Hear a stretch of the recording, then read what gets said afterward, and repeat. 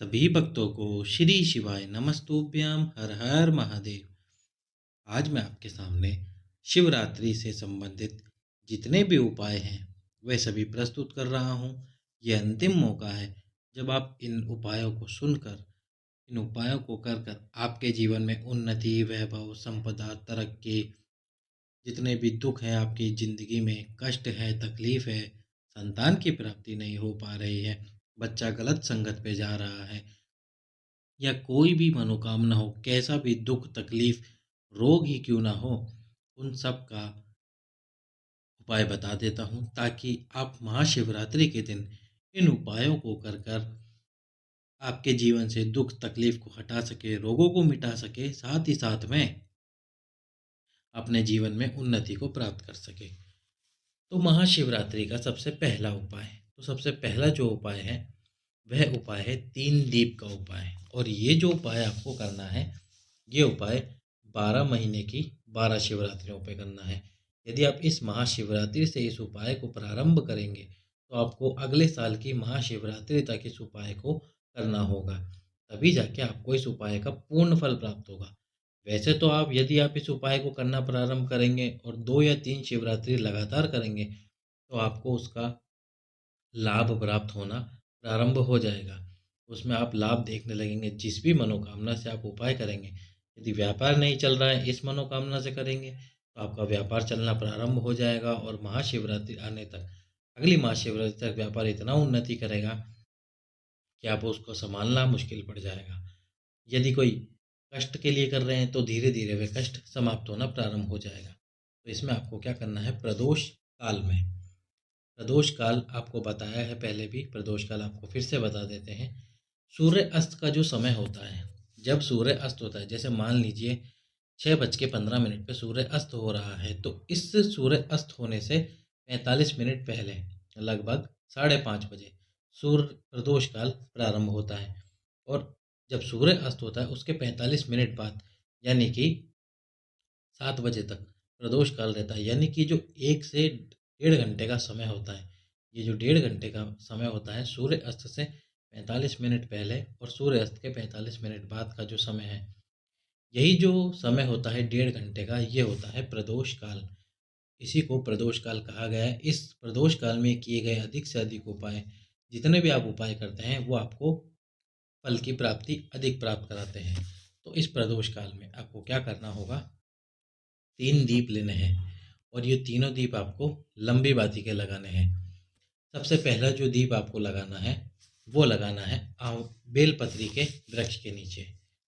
जैसे ये बेलपत्री का वृक्ष है, बेलपत्री के वृक्ष के नीचे एक घी का दीप आपको प्रज्वलित करना है, लंबी बाती का घी का दीप। और जब आप दीप को प्रज्वलित करें तो प्रज्वलित करते समय श्री शिवाय नमस्तुभ्यम का मंत्र का जाप करना है। साथ ही साथ में आपको जो आपकी मनोकामना है, दुख है, तकलीफ है या कोई रोग है, उसके लिए आप कर रहे हैं उपाय, तो उसका स्मरण करना है।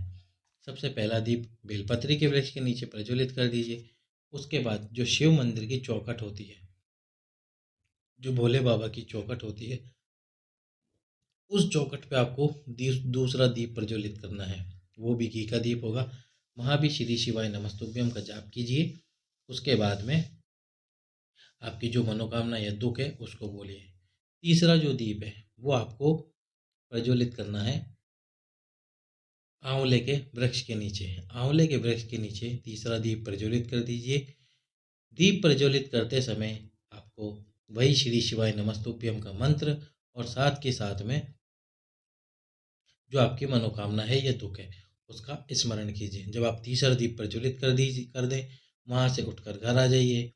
अगली शिवरात्रि यानी कि मासिक शिवरात्रि, हर महीने शिवरात्रि आती है। आप कैलेंडर में देखेंगे तो उसमें लिखा होगा मासिक शिवरात्रि। ये जो शिवरात्रि आती है ये पूर्णिमा के बाद आती है और अमावस के पहले आती है। तो इतना समय मैंने आपको बता दिया। उस समय में आप देखना कैलेंडर में लिखा होगा मासिक शिवरात्रि। उस शिवरात्रि पे फिर से जाइए, फिर से उसी प्रकार से 3 दीप लेके जाइए, 3 दीप प्रज्वलित कर लिए घी के।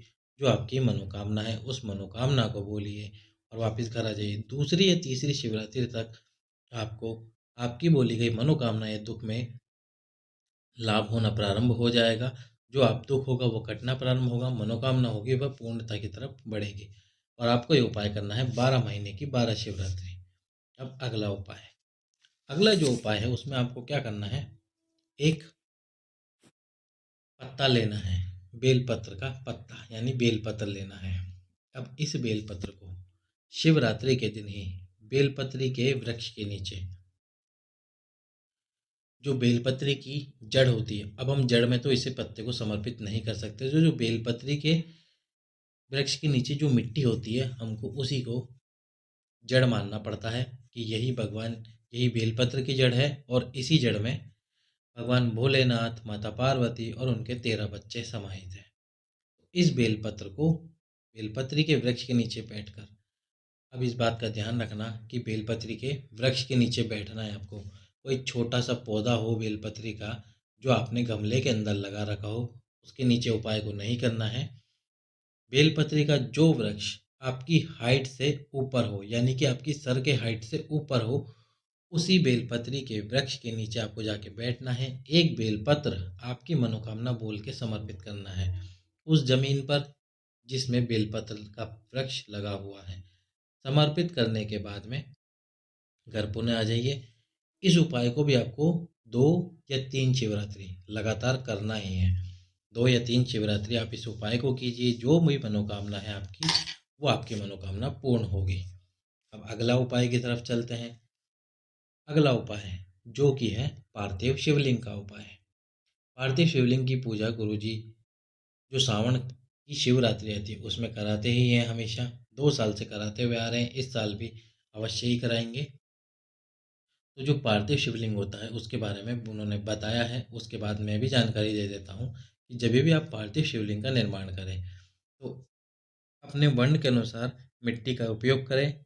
जैसे कि ब्राह्मण सफ़ेद मिट्टी का शिवलिंग बनाए, शूद्र काली मिट्टी का शिवलिंग बनाए, वैश्य पीली मिट्टी का और क्षत्रिय लाल मिट्टी का शिवलिंग बनाए। पर यदि आपके पास ये मिट्टियाँ ना हो तो आप बेलपत्री के वृक्ष के नीचे की ही मिट्टी ले सकते हैं या कहीं और से भी मिट्टी ले सकते हैं। उसमें थोड़ी सी काली मिर्च मिला दें।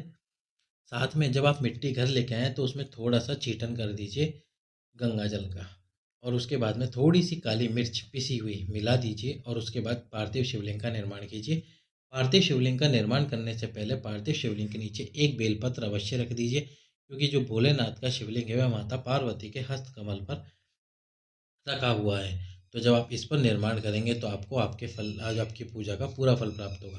पार्थिव शिवलिंग का निर्माण कीजिए, अच्छे से बाबा की पूजन अर्चना करके भोलेनाथ का विसर्जन कर दीजिए। 12 महीनों की 12 शिवरात्रियों पर इस उपाय को कीजिए। जिस भी मनोकामना से आप इस उपाय को करेंगे भोलेनाथ आपकी मनोकामना अवश्य ही पूर्ण करेंगे। महाशिवरात्रि का अगला उपाय, यदि आपको बहुत ज़्यादा ही रोगों ने घेर लिया है, आपने बहुत से डॉक्टरों को दिखा दिया है, कोई भी आपका रोग ठीक नहीं कर पा रहा है, कोई बहुत बड़ा रोग हो गया है या ऐसा कोई रोग, असाध्य रोग हो गया है जिसका इलाज आपने हर जगह पर कराया पर इलाज हो ही नहीं रहा है, तो महाशिवरात्रि के दिन आपको क्या करना है, 7 सफ़ेद पुष्प लेने हैं। अब वो सफ़ेद कोई से भी पुष्प हो सकते हैं, कोई से भी 7 सफ़ेद पुष्प ले लिए और शिवरात्रि के दिन शिव मंदिर में जाकर, शिव मंदिर में जाइए और शिव मंदिर में जाकर वो 7 पुष्प भगवान शंकर पर समर्पित कीजिए। कौन से महादेव का आपका नाम लेना है? कुंदकेश्वर महादेव का आपको नाम लेना है। कुंदकेश्वर महादेव एक ऐसा महादेव है जो कि रोगों को दूर करते हैं, रोगों को दुख तकलीफ मिटा देते हैं। जो भी आपको दुख तकलीफ या रोग होता है वह मिटा देते हैं। कुंदकेश्वर महादेव का नाम लेकर 7 बेलपत्र, 7 बेलपत्र नहीं, क्षमा करना, 7 सफ़ेद पुष्प आपको समर्पित करने हैं भोलेनाथ पर। 7 सफ़ेद पुष्प समर्पित कीजिए कुंदकेश्वर महादेव का नाम लेकर। 2 या 3 शिवरात्रि इस उपाय को भी कीजिए। बाबा आपका जो भी रोग होगा उसको समाप्त कर देगा। और यदि आप चाहते हैं कि आपको रोग ही नहीं हो और आप बिल्कुल ठीक है, तो ये उपाय शिवरात्रि का नहीं प्रतिदिन का है, जो कि मैं आपको अभी बता देता हूँ। प्रतिदिन आपको सुबह उठकर या फिर जब भी आपको समय मिले, प्रतिदिन 11 बार कुंदकेश्वर महादेव, कुंदकेश्वर महादेव का नाम लीजिए। कुंदकेश्वर महादेव का 11 बार प्रतिदिन आप नाम लेते हैं तो नाम लेने से ही यदि आपको कोई रोग होगा वह समाप्ति की कगार पर आ जाएगा, या फिर आप सोच रहे हैं कि मुझे कोई रोग हो जाएगा, तो ऐसा भी नहीं होगा। वह रोग यदि होने वाला भी होगा तो भोलेनाथ उसे समाप्त कर देंगे। अब बाबा का कुंदकेश्वर नाम कैसा पड़ा? दो राक्षस थे जो कि माता पार्वती को अपनी पत्नी बनाना चाहते थे। तो माता ने उन पे कुंदुक, जो आपने गणेश जी के हाथ में अस्त्र देखा होगा, उस कुंदुक का प्रहार करा उन दोनों पर। वो दोनों की मृत्यु तो हो गई, पर वो कुंदुक भोलेनाथ के अंगूठे में जाके लगा, और अंगूठे में जाके लगने से भोलेनाथ का नाम पड़ा कुंदकेश्वर महादेव। वो बोले कुंदकेश्वर महादेव की जय। अब हम आपको बताते हैं अगला उपाय। अगला जो उपाय है वह उपाय है किसके लिए? जिनका नशा नहीं छूट रहा है, बीड़ी सिगरेट तंबाकू या कैसे भी उनको नशा लग चुका है, और आपने बहुत प्रयास करा उस नशे को छुड़ाने के लिए, लेकिन वो नशा छूट ही नहीं रहा है। तो उसके लिए आपको क्या करना है? 5 बेलपत्र। और जो बेलपत्र का पीछे वाला ठूंठ होता है, जो बेलपत्र होता है, जैसे कि आपको बेलपत्र में ही दिखा देता हूँ। जो बेलपत्र होता है, उस बेलपत्र का जो पीछे वाला ठूंठ होता है, उस ठूंठ को आपको तोड़ना है। जैसे कि इसमें देखिए, अब ये जो बेलपत्र है ना, इस बेलपत्र का आपको ये पीछे वाला ठूंठ तोड़ना है। ऐसे 5 बेलपत्रों के 5 ठूंठ को आपको तोड़ना है। और 5 ठूंठ को तोड़कर उसके बाद में इन 5 ठूंठों को तोड़ने के बाद भोलेनाथ के मंदिर में जाकर, शिव जी के मंदिर में जाकर आपको इन 5 ठूंठों को, जहाँ से जल नीचे गिरता है, इस स्थान से, जैसे कि इस स्थान से जल नीचे गिरता है, तो इस स्थान पर वो 5 ठूंठ आपको रख देने हैं। अब उनको रखने के बाद में जब रखे आप, तब हाटकेश्वर महादेव का स्मरण कीजिए। हाटकेश्वर महादेव, साथ में एक कलश जल भगवान शंकर के शिवलिंग पर समर्पित कीजिए। एक कलश जल जब आप समर्पित कर देंगे, तो इन 5 ठूंठ में से जितने ठूंठ नीचे गिर जाए, 5 में से 4 गिरे, 3 गिरे, 2 गिरे या 1 गिरे, या पांचों के पांचों ही गिर जाए, जितने भी आप गिरे उनको उठा लीजिए। मान लीजिए कि 4 ठूंठ नीचे गिरते हैं, एक ऊपर ही रह गया शिवलिंग पे। अब इन चारों ठूंठों को उठाकर, जो व्यक्ति बहुत गुस्सा करता है, किसी नशे का आदी है, गुस्सा करता है, किसी नशे का आदी हो रखा है, बीड़ी सिगरेट या शराब का आदि का भी सेवन करता है, उसको या तो ऐसे ही खिला दीजिए, या फिर उसके खाने में मिलाकर इन ठूठों को खिला दीजिए। उसके बाद में हाटकेश्वर महादेव उसको देख लेंगे। जो भी उसकी लत होगी, उस लत को बाबा हाटकेश्वर महादेव अपने आप ही छुड़ा देंगे। अब हम चलते हैं अगले उपाय की तरफ। अगला जो उपाय है वह उपाय है प्रशासनिक वादियों से निमटने के लिए। यदि मान लीजिए आपको कोई प्रशासनिक व्याधियाँ हो रही, आपकी जॉब में, आपकी सर्विस में, या फिर आपके काम काज में कोई प्रशासनिक व्याधियाँ हो रही है, तो थोड़े से काले तिल लीजिए। उन काले तिलों को शिवरात्रि के दिन भगवान शंकर के ऊपर समर्पित कीजिए। यदि कोई व्यक्ति आपको परेशान करना है प्रशासनिक व्याधियों में, तो उस व्यक्ति का नाम लीजिए और उसके नाम से उस काले तिलों को समर्पित कीजिए। और उसके बाद में आपको एक कलश जल समर्पित कर देना है। बस इतना सा काम कीजिए। पहले एक शिवरात्रि इस उपाय को करके देखिए। यदि उपाय करने के बाद आपको कोई फर्क नज़र नहीं आता, तो 1 महीने का समय रहता है आपके पास में। आप अगली शिवरात्रि के दिन भी इस उपाय को कीजिए। जो मासिक शिवरात्रि आती है, अगली शिवरात्रि को भी इस उपाय को कीजिए। थोड़े से काले तिल समर्पित कीजिए, साथ ही साथ में एक कलश जल समर्पित कीजिए। काले तिल और जल समर्पित कर दीजिए। बाबा आपकी प्रशासनिक व्याधियों को दूर कर देगा। अब हम चलते हैं अगले उपाय की तरफ। शिवरात्रि के दिन जब भी आपको समय मिल जाए, अब वो समय सुबह मिले, दिन में मिले, या फिर रात के समय पे मिले, जब भी आपको समय मिले, और रात्रि से पहले ही, या तो सुबह समय मिलता है तो सुबह कर लीजिए, एक पार्थिव शिवलिंग का निर्माण कीजिए। पार्थिव शिवलिंग का निर्माण करने के बाद में उसके ऊपर थोड़े से काले तिल समर्पित कर दीजिए। थोड़े से काले तिल समर्पित कीजिए, और काले तिल समर्पित करने के बाद में पूजा अर्चना करने के बाद में उस पार्थिव शिवलिंग का विसर्जन कर दीजिए। जो भी आपकी दुख तकलीफ होगी, यह भी नौकरी से संबंधित ही उपाय है। जो भी आपकी दुख तकलीफ होगी, वह दुख तकलीफ भोलेनाथ जरूर से जरूर समाप्त कर देंगे। अब हम चलते हैं अगले उपाय की तरफ। यदि कोई बच्चा गलत संगति में जा रहा है और गलत संगति में जा रहा है, आपने उसको बहुत बोला पर वो फिर भी सही राह पर नहीं आ रहा, गलत संगति पर ही जा रहा है, आपने बहुत कोशिश की उसको समझाने की पर नहीं समझ रहा, तो या तो उस बच्चे का हाथ लगवा लीजिए या फिर उस बच्चे को ही बोलिए इस उपाय को करने के लिए। महाशिवरात्रि के दिन थोड़े से काले तिलों को पीस लीजिए, थोड़े से काले तिल पीस लीजिए और पीसने के बाद यदि वह बच्चा उपाय ना करे तो आप ही उस बच्चे का हाथ लगवा दीजिए उन काले तिलों पर। हाथ लगवाने के बाद उन काले तिल को पीस लीजिए और पीसने के बाद उन काले तिल का भगवान शंकर के ऊपर लेपन कर दीजिए। अच्छे से उन काले तिल का भगवान शंकर पे लेपन कर दीजिए और जो बच्चा गलत संगति में जा रहा है उस बच्चे का नाम स्मरण कीजिए और बाबा से प्रार्थना कीजिए कि बाबा उस बच्चे को, यानी कि जो बच्चा गलत संगति में जा रहा है वह सही संगति पे आए, अपने मार्ग से विचलित ना हो, सही मार्ग पर चले। और उसके बाद में एक कलश जल समर्पित कर दीजिए। महाशिवरात्रि के दिन ही बाबा उस बच्चे को गलत राह से सही राह पर वापस ले आएंगे। अब हम चलते हैं महाशिवरात्रि के अगले उपाय की तरफ। तो महाशिवरात्रि का जो अगला उपाय है, यदि आपने किसी को दया भाव से पैसा दिया, कोई व्यक्ति आपसे पैसे मांगने हैं, आपका कोई रिश्तेदार हो या कोई भी हो, दोस्त वोस्त जिसने भी आपसे पैसा मांगा, आपने सोचा कि अभी इसको दुख तकलीफ है, मैं पैसे दे देता हूँ, पर जब आप स्वयं का पैसा मांगने गए तो उसने देने से मना कर दिया या आपको टालम टोल करने लगा कि आज नहीं कल दे दूंगा, परसों दे दूंगा, या ऐसे कर दूंगा वैसे कर दूंगा, बोले पैसा लेके भाग थोड़ी रहा हूँ तेरा।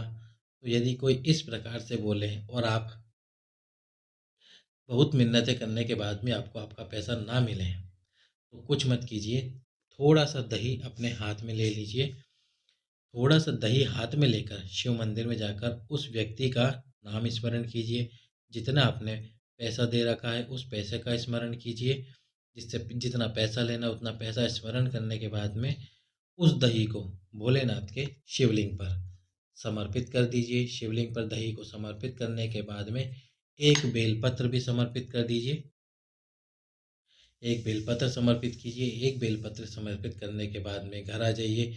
यदि 1 महीने के अंदर उसने आपका पैसा नहीं दिया तो अगले महीने शिवरात्रि फिर से आ रही है मासिक, फिर से इस उपाय को कीजिए। मात्र 2 शिवरात्रि के अंदर अंदर ही उस व्यक्ति के पास में कहीं ना कहीं से पैसा आएगा, और यदि नहीं भी आएगा तो भोलेनाथ उसको खींच कर आपके पास लाएंगे और वह पैसा देकर जाएगा। कहाँ से ही देकर जाएगा, कहाँ से बाबा इंतजाम कराएगा, वो बाबा पे छोड़ दो। आप तो बस आप तो उपाय करो और बाकी सब बाबा पे छोड़ दो। अब अगले उपाय की तरफ बढ़ते हैं। जो अगला उपाय है वह है ठीक रात्रि के 12 बजे। ठीक 12 बजे, ठीक 12 बजे आपको एक बेल का फल, बेलपत्री का जो फल आता है उस बेलपत्री के फल को समर्पित कीजिए ठीक 12 बजे। क्षमा कीजिएगा, रात्रि के नहीं, दिन के 12 बजे। दिन के 12 बजे जो बेलपत्री का फल है उस बेलपत्री के फल को समर्पित कीजिए और समर्पित करने के बाद में उस बेलपत्री के फल को उठा कर ले आइए। उठाकर उस बेलपत्री के फल को ले आइए और फिर उसके अंदर का गूदा, यदि आप इससे बढ़िया उपाय में कर सके तो जो बेलपत्री का फल है उसके अंदर का जो गूदा है, यदि उसे ही समर्पित कर दे निकाल के तो ये और भी बढ़िया रहेगा। उस अंदर के गूदे को ही दिन के 12 बजे बाबा के शिवलिंग पर समर्पित कीजिए और उसके बाद में इस गूदे को उठाकर घर पर ले आइए। उसके बाद जब भी आप खाना खाएं तो खाना खाने के बाद में इसका छोटा सा भाग खाने के तुरंत बाद खा लीजिए। आपके पेट से संबंधित जो भी बीमारी होगी, अल्सर की प्रॉब्लम हो या फिर एसिडिटी बनती हो, पेट में ऐसी कोई समस्या हो जिसका समाधान कोई ना कर पा रहा हो, तो उसका समाधान मेरा बाबा अवश्य कर देगा। थोड़ा थोड़ा खाइए जब तक वो बेलपत्री का फल समाप्त नहीं हो जाता। और खाने के बाद में सुबह और शाम दोनों समय पर आपको खाना है इसको। जो भी आपकी समस्या होगी पेट से संबंधित वह समस्या समाप्त हो जाएगी। अब हम चलते हैं अगले उपाय की तरफ। तो जो बेलपत्र की पत्ती होती है, तो तीनों पत्तियों पर आपको चंदन लगाना है। जैसे कि जो बेलपत्र की तीनों पत्तियां हैं, इन तीनों पत्तियों पर आपको चंदन लगा देना है। पूरे पे चंदन लगाना है अच्छे से, जो चंदन आपके पास उपलब्ध हो। उस चंदन को लगा करने के बाद में ये जो बेलपत्री की डंडी है, इस पर आपको इत्र लगाना है। यदि इस पर इत्र ना लगा पाए तो जो आपकी उँगलियाँ हैं, अंगूठा और अंगूठे के जस्ट पास वाली उँगली, उस उँगली पर इत्र लगा लीजिए और जब आप ये बेलपत्र की पकड़ी डंडी पकड़ें, तो पकड़ने पर इस डंडी में आपको बेलपत्र की डंडी में इत्र लग जाएगा, क्योंकि आपकी उँगलियों में इत्र लगा हुआ होगा। तो जैसे आपको उचित लगे आप वैसे कर लीजिए, या तो डंडी में इत्र लगा दीजिए या फिर अपनी उँगलियों पर इत्र लगा लीजिए, अंगूठे और उँगली पर इत्र लगा लीजिए। और लगाने के बाद में इस बेलपत्र को वैसे ही पकड़े पकड़े भोलेनाथ के शिवलिंग पर समर्पित कीजिए। आपकी जो भी विशेष मनोकामना है, जो भी आपकी विशेष मनोकामना है, उस मनोकामना को बोलते हुए भोलेनाथ के शिवलिंग पर इस बेलपत्र को समर्पित कर दीजिए। समर्पित करने के और ये जो बेलपत्र आप समर्पित करेंगे, ये आपको 12 शिवरात्रियों पर समर्पित करना है। लगातार 12 शिवरात्रियों पर आपको इस बेलपत्र को समर्पित करना है। 12 शिवरात्रि जब आप लगातार इस बेलपत्र को समर्पित करेंगे, तो जो भी आपकी विशेष मनोकामना है वो अवश्य पूर्ण होगी, क्योंकि भगवान विष्णु भाग्य का लिखा देते हैं, भगवान ब्रह्म कर्म का लिखा देते हैं, और मेरा भोलेनाथ ना कर्म का देता है ना भाग्य का देता है। जो तुम मनोकामना उनसे मांगोगे वह मनोकामना पूरी करके दे देता है। देने से पहले नहीं सोचता है मेरा बाबा कि क्या दे रहा है, क्यों दे रहा है, बस दे देता है। चलिए तो अब अगले उपाय की तरफ चलते हैं। यदि सास और बहू में बहुत ज़्यादा लड़ाई होती है, दोनों एक दूसरे का मुंह देखने को तैयार नहीं है, लड़ाइयाँ ही करते रहते हैं, पति बहुत परेशान है दोनों की वजह से, तो उसके लिए आपको क्या करना है, या तो सास बहू के लिए कर ले या फिर बहू अपनी सास के लिए कर ले। तो इसमें आपको क्या करना है, चंदन की एक गोली बनानी है। चंदन की एक गोली बनाइए छोटी सी, और चंदन की गोली बनाने के बाद में सबसे पहले जो आपकी अनामिका उंगली है, अनामिका उंगली कौन सी, रिंग फिंगर वाली, जिसमें आप अंगूठी पहनते हैं, जो रिंग फिंगर है उसके ऊपरी हिस्से पर जो नाखून के आगे वाला हिस्सा होता है, उस हिस्से पर आपको थोड़ा सा शहद लगाना है। थोड़ा सा शहद लगाइए। शहद लगाने के बाद जो आपने चंदन की गोली बनाई है, उस गोली को उस शहद के ऊपर रखिए। मतलब उस उंगली के ऊपर आपने शहद लगा दिया, उस उंगली के ऊपर ही रखिए। रखने के बाद में बाबा के मंदिर में जाकर, जहाँ ये शिवलिंग और माता पार्वती दोनों का एक साथ मिलन होता है, इस स्थान पर आपको उस उंगली से चंदन की गोली को धीरे धीरे पूरे चारों तरफ गोले के रूप में घुमा देना है। सास बहू के लिए इस उपाय को कर ले और बहू सास के लिए उस उपाय को कर ले। दोनों एक दूसरे के लिए इस उपाय को कर ले। दोनों के बीच में जितनी लड़ाइयाँ मन मुटाव हो रहे हैं, वे सारे के सारे समाप्त हो जाएंगे और बाबा आपके ऊपर कृपा करके आपके घर में सुख और शांति प्रदान करेंगे। अब हम चलते हैं महाशिवरात्रि के अगले उपाय की तरफ। तो जो अगला उपाय है उसमें आपको क्या करना है, एक पीपल का पत्ता लेना है। जिस व्यक्ति को बहुत ज़्यादा बीमारियां हैं, तो एक पीपल का पत्ता लीजिए। उस पीपल के पत्ते पर शहद लगा लीजिए। अब बाबा के मंदिर में जाकर इस पीपल के पत्ते पर से पहले तो थोड़ा शहद शिवलिंग के ऊपर गिरा दीजिए। शिवलिंग के ऊपर गिराने के बाद में जो पीपल का पत्ते के ऊपर शहद लगा होगा, उस पीपल के पत्ते को बाबा के शिवलिंग पर चारों तरफ गोल गोल गोल गोल करके घुमा दीजिए। मतलब कि जैसे आप किसी कपड़े से कभी शिवलिंग साफ करते होंगे, तो उसी प्रकार उस पीपल के पत्ते को हाथ में लेकर जिस भाग पर शहद लगा हुआ है, उस भाग पर चारों तरफ उस शिवलिंग के घुमा दीजिए, ताकि पीपल के पत्ते पे लगा हुआ शहद बाबा के शिवलिंग पर लग जाए। उसके बाद जितना भी उस पीपल के पत्ते पर शहद बचे, बाबा की चौखट पर जाकर, शिव मंदिर की चौखट पर जाकर, उस पर बैठकर उस पत्ते पर जितना शहद हो, उस शहद को धीरे धीरे चाट लीजिए। जो भी आपका रोग है उस रोग का भी स्मरण करते हुए उस शहद को चाट लीजिए। कैसा भी रोग होगा आपका, वह भोलेनाथ उसी समय समाप्त कर देगा। अगली शिवरात्रि पर भी आपको इस उपाय को करने की आवश्यकता नहीं पड़ेगी। अब हम चलते हैं महाशिवरात्रि के अगले उपाय की तरफ। तो महाशिवरात्रि का जो, हाँ, तो इस उपाय में आपको क्या करना है, 5 पीपल के पत्ते लेने हैं। 5 पीपल के पत्ते भोलेनाथ को समर्पित कर दीजिए। समर्पित करने के बाद में उन 5 पीपल के पत्तों को उठा कर ले आइए। जिस व्यक्ति की किडनी में कोई समस्या है, डायलिसिस चल रहा है, या कैसा भी दुख हो उसको, पेट से संबंधित। उसके बाद में जो आप 5 पीपल के पत्ते घर लेकर आए हो, तो जो 1 पीपल का पत्ता है, 4 पीपल के पत्तों को रख दीजिए और 1 पीपल के पत्ते को एक कलश में जल भरकर उसमें डाल दीजिए। अब जिस व्यक्ति को जो समस्या है, उस व्यक्ति को पूरे दिन सुबह से लेकर शाम तक बोलिए कि बोले आपको इस कलश का जल समाप्त करना है पूरे दिन भर में। दूसरे दिन फिर एक और पत्ता लीजिए, जिस पत्ते को आपने कलश में डाला था उसको निकाल कर वृक्ष के नीचे ठंडा कर दीजिए। जो 4 पत्ते बचे थे उसमें से एक और पत्ता लेना है। दूसरे दिन उस पत्ते को कलश में डालिए, सुबह से शाम तक उसका पानी उस व्यक्ति को पिलाइए।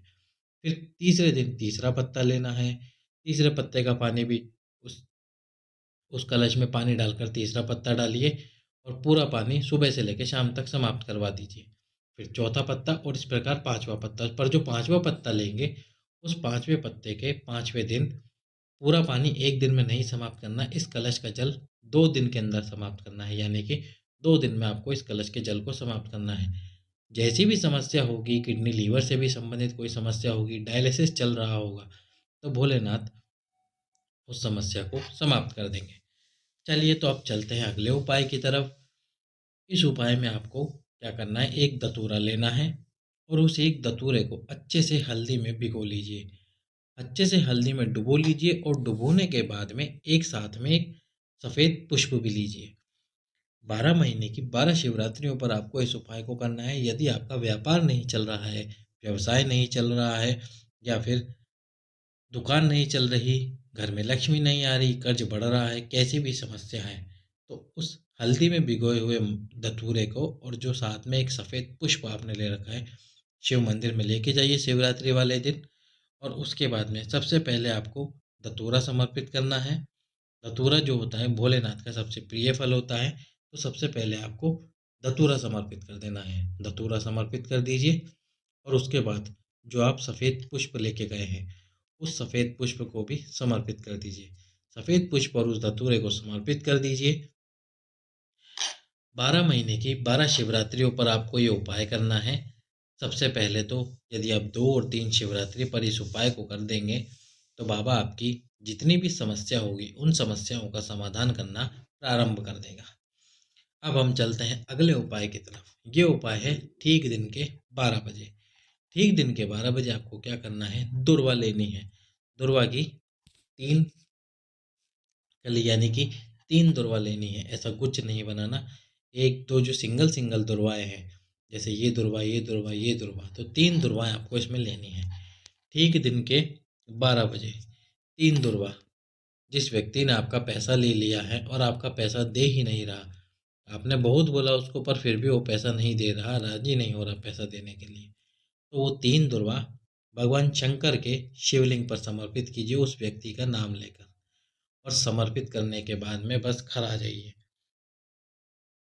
और समर्पित करने के बाद घर आ जाइए। उसके बाद बाबा देख लेगा कि उससे पैसा कैसा निकलवाना है और आपके पास में कैसे पैसा कैसे पहुंचाना है। चलिए अब चलते हैं अगले उपाय की तरफ। अगला जो उपाय है वो है भोलेनाथ का उपाय और काल भैरव का उपाय। भोलेनाथ और काल भैरव इन दोनों का ही ये उपाय है। इस उपाय में आपको क्या करना है, थोड़ी सी काली उड़द लेनी है। काली उड़द जो दाल आती है काली उड़द की, एक हरी कलर की उड़द आती है और एक काली उड़द आती है। काली उड़द सभी जानते होंगे, तो काली उड़द लेनी है। साथ में आपको एक आटे का दीप लेना है। एक आटे का दीप लीजिए और इस आटे के दीप में 4 बत्ती, यानी कि चौमुखी दीप आपको जलाना है।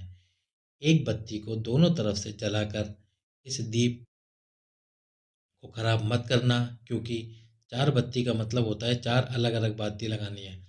कुछ माताएं बहनें एक ही बत्ती को इधर से भी जला देती हैं और इधर से भी जला देती है, और फिर एक बत्ती इधर से और एक ही बत्ती इधर से।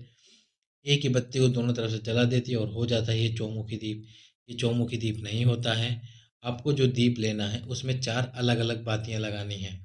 4 अलग अलग बातियां लगाइए और सरसों का तेल डाल दीजिए। 4 अलग अलग बातियां लगाने के बाद अब जो आप काली उड़द लेके गए हो, आपको जो तकलीफ है, ये एक ऐसा उपाय है जो किसी विशेष तकलीफ या दुख के लिए नहीं, सारी समस्याओं का समाधान करने के लिए किया जाता है। काली उड़द जो आप लेके गए हो, तो या तो किसी पात्र में काली उड़द रख दीजिए और उसके ऊपर ये दीपक रखना है आपको। ठीक दिन के 12 बजे, 12 बजे से पहले आपको शिव मंदिर में जाना है। लगभग 11:30 बजे, दिन के 12 बजे से पहले 11:30 बजे मंदिर में जाना है। इस दीपक को उस काली उड़द पे रखिए। यदि किसी पात्र में काली उड़द रख रहे हैं तो उसके ऊपर रख दीजिए, या बिना पात्र के ही आप उड़द रख रहे हैं तो उन उड़द को रखकर उसके ऊपर इस दीप को रखिए। इस दीप को रखने के बाद में जो समस्या आपकी सबसे पहले मन में आएगी, दीप को प्रज्वलित करते समय सरसों का तेल भी इसमें डालना है। ये बात याद रखना, घी का दीप नहीं जलाना है, सरसों का तेल डालना है। और सरसों का तेल डालने के बाद में इस दीप को प्रज्वलित कीजिए, जलाइए। जब आप इस दीप को जला दें, दीप को जलाने के बाद में यहाँ से उठाकर काल भैरव का जो मंदिर है, उस काल भैरव के मंदिर में जाकर ठीक दिन के 12 बजे इस दीप को रखकर आ जाइए। एक शिवरात्रि इस उपाय को करना है आपको। जो भी तकलीफ, दुख, परेशानी या कोई रोग या आपका कर्जा बढ़ रहा होगा, जो भी जैसी समस्या होगी, इस उपाय को करने मात्र से ही वो सारी समस्याएं समाप्त हो जाएगी। क्योंकि ये जो उपाय है काल भैरव और भोलेनाथ का उपाय है, काल भैरव और भोलेनाथ का उपाय है। ये उपाय बहुत ही कारगर होता है। अब हम बढ़ते हैं अगले उपाय की तरफ। अगला जो उपाय है वह भी काल भैरव का ही उपाय है। शिवरात्रि के दिन में आप कभी भी चले जाइए, काल भैरव के मंदिर में जाकर एक तेल का दीप जलाइए। एक तेल का दीप जलाइए, लंबी बाती का। लंबी बाती का एक तेल का दीप जलाने के बाद में उसके ऊपर एक प्लेट ढक दीजिए। एक प्लेट ढकने के बाद में जब उस प्लेट के अंदर कालोच आ जाए तो उस कालोच में गाय का घी मिलाकर गाय का घी मिलाकर भगवान काल भैरव के नयनों में उस कालोच को काजल की तरह लगा दीजिए। नयनों में उस कालोच को काजल की तरह लगा दीजिए। लगाने के बाद में इसी कालोज को निकाल लीजिए, थोड़ी थोड़ी कटोरी में निकाल लीजिए। और निकालने के बाद में जिस व्यक्ति की आंखें कमज़ोर हो, चश्मा लगा हुआ हो या आंखों में कोई प्रॉब्लम समस्या हो, उस व्यक्ति को लगातार इस काजल को लगवाइए। मात्र 2 से 3 दिन ही लगेगा और उसकी आंखों की जो भी समस्या होगी, जो भी तकलीफ होगी, वह समाप्त होने प्रारंभ हो जाएगी। अब हम चलते हैं महाशिवरात्रि के अगले उपाय की तरफ। महाशिवरात्रि का जो अगला उपाय है वह उपाय है 7 काले तिल और 1 काली मिर्ची का। इसमें आपको 7 काले तिल के दाने लेने हैं। काले तिल, काली तिल्ली बोलते हैं जिन्हें, काले तिल लेने हैं। काले तिल लेने के बाद में अपने हाथ में रखिए 7 काले तिल और उसके साथ में रखिए 1 काली मिर्च। 7 काले तिल और 1 काली मिर्च, और इन सबको अपने हाथ में रखकर जो अभी आपकी मनोकामना है उस मनोकामना को बोलकर भगवान शंकर के शिवलिंग पर इन दोनों वस्तुओं, काले तिल और काली मिर्ची, दोनों को समर्पित कर दीजिए। उसके बाद में अगली शिवरात्रि आने तक बाबा आपकी जिस मनोकामना से आपने ये काले तिल और काले मिर्च चढ़ाई है वह भोलेनाथ स्वीकार करके सारी समस्याओं और मनोकामनाओं को पूर्ण कर देगा। अब हम चलते हैं महाशिवरात्रि के अगले उपाय की तरफ। तो इस अगले उपाय में आपको क्या करना है, गेहूं की बाली लेनी है। गेहूं की बाली, जो अभी होली के समय पर गेहूं आता है तो उसमें जो गेहूं की बाली होती है वो 7 बाली लेनी है। घर में यदि आपको ऐसा लग रहा है लड़ाई ज़्यादा होती है, घर में कुछ है, दुख तकलीफ है, या कुछ ना कुछ ऐसा ज़रूर है, या किसी ने टोना टोटका कर दिया है हमारे घर पे कि घर में शांति ही नहीं रहती, तो उसके लिए आप 7 गेहूं की बाली लीजिए। 7 गेहूं की बाली लेकर उस बालियों को अपने पूरे घर में घुमाकर, अपने पूरे घर में उन बालियों को घुमाकर भोलेनाथ के शिवलिंग पर समर्पित कर दीजिए। उसके बाद में कभी भी आपके घर में क्लेश नहीं होगा, कभी भी आपके घर में अशांति नहीं होगी, कभी भी आपके घर में दुख तकलीफ नहीं होगा। चलिए तो अब अगले उपाय की तरफ चलते हैं। अगला जो उपाय है वो है ठीक रात्रि के 12 बजे का उपाय। ठीक रात्रि के 12 बजे एक धतूरा भगवान शंकर के शिवलिंग पर आपको समर्पित करना है। एक धतूरा भगवान शंकर के शिवलिंग पर आपको समर्पित करना है। ये जो 2 धतूरे मैंने एक दूसरे के ऊपर टिकाए थे। तो आपको एक ही धतूरा समर्पित करना है ठीक रात्रि के 12 बजे। ठीक रात्रि के 12 बजे एक धतूरा समर्पित कीजिए भोलेनाथ के शिवलिंग पर और मंदिर के बाहर आकर बैठ जाइए। जो दरवाजा है उस दरवाजे के बाहर आकर बैठिए और 12:30 बजे तक भगवान शंकर का शिव महापुराण का जो मूल मंत्र है, श्री शिवाय नमस्तुभ्यम, कुछ लोग या कुछ माताएं बहनें श्री शिवाय नमस्तुभ्यम के आगे ओम लगा देती है और फिर उस मंत्र को बोलती है ओम श्री शिवाय नमस्तुभ्यम।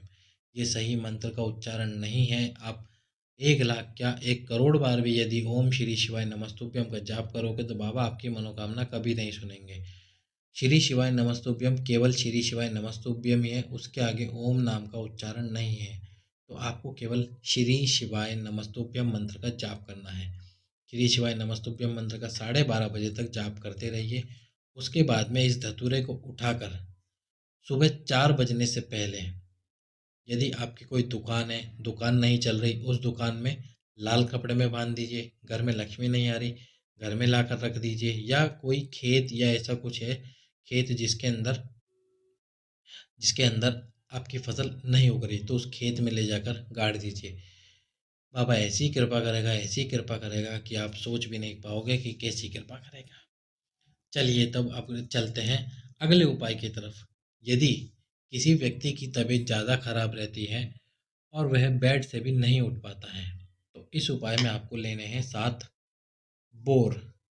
7 बोर लेने हैं। बोर अब कैसे दिखाई देते हैं एक बार मैं आपको दिखा देता हूँ। तो देखिए, इस प्रकार के ये बोर दिखाई देते हैं जैसा आप स्क्रीन पर देख रहे हैं। ये बोर होते हैं। अब इनको आपको 7 बोर लेने हैं।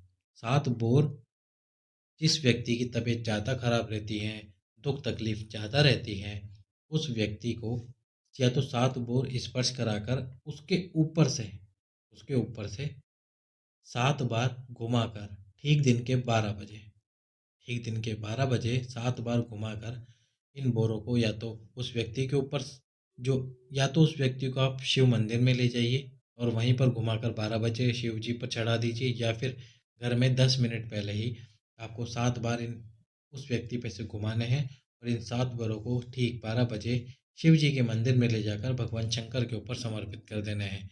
जैसा भी दुख तकलीफ रोग उस व्यक्ति को होगा वह समाप्त हो जाएगा। अब हम चलते हैं अगले उपाय की तरफ। अगला जो उपाय है वह उपाय केवल और केवल साल भर में 3 बार किया जाता है। 3 बार ही उपाय किया जाता है। इस उपाय में जो बेलपत्र के कांटे होते हैं, बेलपत्र जो होता है माता पार्वती के नयन अश्रुओं से प्रकट हुआ है। और भोलेनाथ ने कहा कि बोले स्त्री के मन में कभी कभार बैर उत्पन्न हो जाता है, इस प्रकार से इसलिए भोलेनाथ बेलपत्री के कांटे समर्पित स्वीकार नहीं करते, उन पर समर्पित नहीं होते। केवल बेलपत्री का पत्ता और फल ही समर्पित किया जाता है। तो माता पार्वती को इस बात को सुनकर बुरा लगा और उन्होंने भोलेनाथ से पूछा कि भोलेनाथ क्या कभी भी आप मेरे इन कांटों को स्वीकार नहीं करोगे? तो भोलेनाथ ने कहा साल में केवल 3 घड़ी, 3 दिन, 3 नक्षत्र और 3 पल ऐसे होंगे जब मैं इन कांटों को भी स्वीकार करूंगा। वो 3 घड़ी और 3 दिन कौन से हैं? सबसे पहला है महाशिवरात्रि का दिन, महाशिवरात्रि के दिन। दूसरा है बैसाख महीने की प्रदोष, कोई सी भी प्रदोष, उजाले पखवाड़े की या अंधेरे पखवाड़े की। और साथ में सावन का दूसरा सोमवार। इन 3 समय पर ही आप बेलपत्री के कांटे समर्पित कर सकते हैं। और यदि आप इस उपाय को करते हैं तो आपको तीनों बार यानी कि तीनों दिन इस उपाय को करना पड़ेगा। महाशिवरात्रि पर करते हैं तो बैसाख महीने में भी करना पड़ेगा और उसके बाद सावन के महीने में भी करना पड़ेगा। तो बेलपत्र के 7 कांटे, आपकी ज़िंदगी के जितने भी कांटे हैं, आपको लगता है कि ये मेरी ज़िंदगी में सबसे बड़ा कांटा है, ये जाने का नाम ही नहीं ले रहा, तो आपको आपको उसका नाम नहीं लेना है। बस 7 कांटे और एक धतूरा लीजिए। एक धतूरा और 7 कांटे लेकर इन दोनों को महाशिवरात्रि के दिन ठीक दिन के 12 बजे भगवान शंकर के शिवलिंग पर समर्पित कर दीजिए। जब आप पहली बार ये उपाय कर दें तो उसके बाद आपको बैसाख महीने में भी इसी उपाय को करना है। प्रदोष के दिन, प्रदोष काल में 7 कांटे और एक धतूरा लेकर अपने हाथ में उन दोनों कांटों और धतूरे को रखकर बाबा के शिवलिंग पर समर्पित करके आ जाइए। कुछ मत बोलिए, बाबा आपकी ज़िंदगी के सारे कांटे ऐसे ही समाप्त कर देगा। और उसके बाद में जो सावन का दूसरा सोमवार आता है, सावन के दूसरे सोमवार में रात्रि को 10 से 12 बजे के बीच 10 से 12 बजे के बीच आपको इन कांटों को समर्पित करना है। ये केवल यही समय होता है जब सावन के दूसरे सोमवार के दिन इन कांटों को समर्पित किया जाता है। इन कांटों को समर्पित कीजिए भोलेनाथ के शिवलिंग पर। बाबा आपकी जो भी मनोकामनाएं, दुख या कांटे होंगे, उन कांटों को समाप्त कर देगा। चलते हैं अगले उपाय की तरफ। तो अगला जो उपाय है, उसमें आपको क्या करना है, 14 चने की दाल लेनी है। चने की दाल तो आप जानते होंगे, 14 चने की दाल लेनी है। और उन चने की दाल को जिस व्यक्ति की तबीयत ज़्यादा खराब रहती है, उसके ऊपर से 7 बार घुमाकर, या तो आप उस व्यक्ति को शिव मंदिर में ले जाइए, शिव मंदिर में ले जाने के बाद उसके ऊपर से घुमा लीजिए, या फिर घर में ही उसके ऊपर से घुमाकर 7 बार 14 चने की दाल भगवान शंकर के शिवलिंग पर समर्पित कीजिए। उस व्यक्ति का जैसा भी रोग होगा, दुख होगा, तकलीफ होगा, वह समाप्त होगी। अगले उपाय में आपको क्या करना है, बेलपत्र लेने हैं। और ये बेलपत्र यहाँ से तोड़कर इस प्रकार से 11 बेलपत्र आपको लेने हैं। 11 बेलपत्र लेने के बाद इन 11 बेलपत्रों को, बेलपत्र के जो ये डंडी है, इस डंडी वाले भाग पर 11 बेलपत्र इकट्ठे करके इस पर मूली का धागा बांध लेना है, आपकी मनोकामना को बोलते हुए। मनोकामना को बोलने के बाद, मूली का धागा बांधने के बाद, इन बेलपत्रों को भगवान शंकर के शिवलिंग में जो अशोक सुंदरी का स्थान होता है, ये जो मोटी सी लाइन है बीच में, ये है भगवान शंकर की 6 नंबर की पुत्री अशोक सुंदरी, जो शोक को दूर करने के लिए पैदा हुई थी अशोक के वृक्ष से। उसका नाम है अशोक सुंदरी। अशोक सुंदरी वाले स्थान पर इन बेलपत्री, जो आपने 11 बेलपत्री लिए हैं, जिनके ऊपर मूली का धागा बांधा है, अपनी मनोकामना बोलते हुए समर्पित कर दीजिए। जो भी आपकी मनोकामना होगी, भोलेनाथ उस मनोकामना को अवश्य ही पूर्ण कर देंगे। अब हम चलते हैं अगले उपाय की तरफ। अगला जो उपाय है, यदि कोई बच्चा जिसका पढ़ने में मन नहीं लगता हो, बहुत बार उसको आपने मार मार के बिठाया पढ़ने के लिए, पर फिर भी वो पढ़ नहीं रहा हो, बार बार बिठाया आपने पढ़ने के लिए पर पढ़ नहीं रहा हो, तो उसके लिए आपको क्या करना है, शिवरात्रि के दिन शहद लेना है और शहद बाबा के शिवलिंग पर समर्पित करना है। और शहद इतना लेना है कि वो पूरे शिवलिंग को कवर कर दे, पूरे शिवलिंग पर शहद आ जाए। अब जब ये शहद आ जाए तो उसके बाद में उस बच्चे से, जिस बच्चे का पढ़ने में मन नहीं लगता, उस बच्चे से इस शिवलिंग पर 31 बार ओम बनवाइए। हर एक जगह पर ओम बनवाते जाइए, बनवाते जाइए, बनवाते जाइए, बनवाते जाइए। 31 बार आप गिन लीजिए और 31 बार आपको ये ओम का निर्माण करवाना है। 31 बार आप ओम बनवा देते हैं यदि उस बच्चे से, तो उसको फिर आपको पढ़ने के लिए बिठाने की ज़रूरत नहीं पड़ेगी, वह स्वयं पढ़ने बैठेगा और आप बहुत प्रसन्न हो जाएंगे। चलिए, तो अब चलते हैं अगले उपाय की तरफ।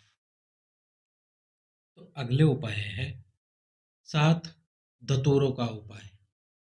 7 धतूरे। अब ये जो 7 धतूरे हैं, इसमें से सबसे पहले आपको एक धतूरा लेना है। उस एक धतूरे को, जो एक धतूरा है, उस एक धतूरे पर आपको मूली का धागा लपेट देना है। मूली का धागा लपेट दीजिए। जो एक धतूरा है उस पर मूली का धागा लपेटिए अच्छे से मूली का धागा लपेटने के बाद में इस धागे को, इस मूली वाले धतूरे को भगवान शंकर के शिवलिंग पर समर्पित कीजिए। 7 धतूरे में से पहला धतूरा हो गया भगवान शंकर के शिवलिंग पर, जिस पर आपने मूली का धागा लपेटा है। दूसरा ये होता है भगवान शंकर के शिवलिंग में गणेश जी का स्थान। तीसरा ये होता है कार्तिकेय जी का स्थान। तो जो पहला धतूरा आपने भगवान शंकर के शिवलिंग पर समर्पित करा, दूसरा धतूरा ये जो गणेश जी का स्थान है भगवान शंकर के शिवलिंग में, इस पर समर्पित कीजिए। तीसरा धतूरा ये जो भगवान कार्तिकेय जी का स्थान है, इस पर समर्पित कीजिए। चौथा धतूरा ये जो अशोक सुंदरी का स्थान है, माता अशोक सुंदरी का स्थान है, इस पर समर्पित कीजिए। पांचवा धतूरा ये जो माता पार्वती का हस्तकमल है, इस हस्तकमल पर समर्पित कीजिए। छठवां धतूरा जो बाबा के शिवलिंग के ऊपर एक जलाधारी होती है, जो महादेव की 5 बेटियों का स्थान है। महादेव की 5 बेटियां जया, विशरा, शामली वाली, दो तली और देव, ये महादेव की 5 बेटियां हैं। और छठे नंबर की बेटी है अशोक सुंदरी। तो इन 5 बेटियों का जन्म कैसे हुआ था? महादेव जब जल में स्नान करने गए, माता पार्वती ने उनके सारे वस्त्र ले लिए थे, तो उनके शरीर से पसीने की बूंद निकली। 5 धाराओं में और 5 सर्प कन्याओं का जन्म हुआ, जो कि महादेव की 5 बेटियां हैं। छठे नंबर पे जो आपको धतूरा समर्पित करना है वो है अशोक सुंदरी का स्थान। और सातवां जो अंतिम है, ये जहाँ से जल नीचे गिरता है, इस स्थान पर समर्पित करना है। ये स्थान है महादेव के गणों का स्थान। ये महादेव के गणों का स्थान है। 7वें नंबर पे ये धतूरा यहाँ पर समर्पित करना है आपको। और ये जो जल बहकर जाता है, जितनी दूरी तक ये जल बहकर जाता है, उतनी दूरी तक 33 कोटि देवी देवताओं का स्थान है। यहाँ पर 33 कोटि देवी देवताएं बैठे रहते हैं इस जल के लिए। तो जब ये 7 धतूरे समर्पित कर दें, उसके बाद में जिस धतूरे पर आपने मूली का धागा लपेट रखा है, उस धतूरे को उठा लीजिए। उठाने के बाद में यदि जिस व्यक्ति की तबीयत ज़्यादा खराब रहती है, वह व्यक्ति स्वयं ही इस धतूरे को लेकर चला जाए, या फिर उस व्यक्ति का स्पर्श करा दीजिए। उस व्यक्ति का केवल हाथ से स्पर्श करा दीजिए। और उसके बाद में वो मूली वाला धतूरा हाटकेश्वर महादेव या फिर चंपेश्वर महादेव, हाटकेश्वर महादेव या चंपेश्वर महादेव का नाम लेकर बेलपत्री के पेड़ के नीचे रख दीजिए। उस व्यक्ति की जितनी भी तबीयत या जो भी समस्या होगी, जो किसी से सॉल्व नहीं हो पा रही होगी, बाबा उन समस्याओं का समाधान कर देंगे। चलिए तो अब चलते हैं महाशिवरात्रि के अगले उपाय की तरफ। जो व्यक्ति आपका पैसा खाकर बैठ गया है, एक उपाय पहले भी बता दिया है, एक बार फिर से एक और ये नया उपाय बताते हैं। जो व्यक्ति पहला आपका पैसा खाकर बैठ गया है, यारी दोस्ती में आपने पैसा दे दिया, पर अब वो देने में नाटक कर रहा है कि आज नहीं कल दूंगा, फोन नहीं उठाता है, तो बेलपत्री के वृक्ष के नीचे एक पार्थिव शिवलिंग का निर्माण कीजिए। पार्थिव शिवलिंग का निर्माण करके उसके ऊपर एक दुर्वा समर्पित कीजिए, हरी घास। उस दुर्वा को समर्पित करने के बाद में 7 दिनों तक उस दुर्वा को अपनी जेब में रखिए और उस व्यक्ति से बस मिलने चल जाइए। उस व्यक्ति से मिलने जाएंगे, बाबा आपकी सारी क्षमा कीजिए, मनोकामना नहीं, उस व्यक्ति ने जितना भी पैसा ले रखा होगा आपसे, वह पैसा आपको सूद समेत वापस कर देगा। अब हम चलते हैं अगले उपाय की तरफ। अगला उपाय है शुगर की बीमारी जिन भी इंसान को है, तो सरी जने का एक पेड़ आता है, जिसे सुरजना की फली या फिर सरी जने की फली बोलते हैं। सुरजना या फिर सरी जना, आप एक बार गूगल सर्च करेंगे तो आपको दिख जाएगी वे फली कैसे आती है, पर उस फली का कोई काम नहीं है। ये जो मैं आपको पत्ती दिखा रहा हूँ, ये उसी पेड़ की पत्तियां हैं, सुरजना की पत्तियां या सरजने की फली। तो इन पत्तियों में आपको 31 झूमर लेने हैं। अब आपको झूमर कैसे दिखेंगे? जैसे कि ये पत्तियां हैं, तो ये जो आपको पूरी एक पत्ती का गुच्छ दिख रहा है, ये एक झूमर कहलाता है। ये दूसरा झूमर, ये तीसरा झूमर। तो इस प्रकार से एक एक पत्तियां नहीं तोड़नी, आपको झूमर लेने हैं। अब इन पत्तियों के आपको 31 झूमर लेने हैं।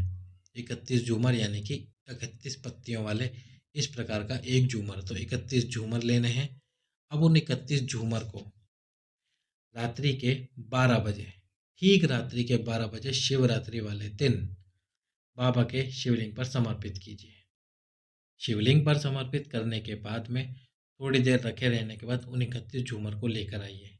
घर लेकर आना, 1 लीटर पानी को उबालना, बॉईल करना और उसमें उन 31 झूमर को डाल देना। जब पानी आधा लीटर ले जाए, तो उस पानी को ठंडा कर लेना। ठंडा करके छान के फिर से शिव मंदिर जाना, एक पात्र इस बार साथ में लेके जाना। और जब वो आप जल चढ़ाए ठंडा करके 31 झूमर वाला, नीचे पात्र लगा देना, ताकि सारा पानी उस पात्र के अंदर गिर जाए। और उसके बाद जिस व्यक्ति को शुगर की समस्या है, शुगर की बीमारी है, उस व्यक्ति को सुबह पे खाली पेट 15 दिन इस पानी को पिला देना। शुगर की जैसी भी समस्या होगी, जैसी भी तकलीफ होगी, वह भोलेनाथ समाप्त कर देंगे और 15 दिन में उसकी शुगर की बीमारी भी समाप्त हो जाएगी। अब हम चलते हैं,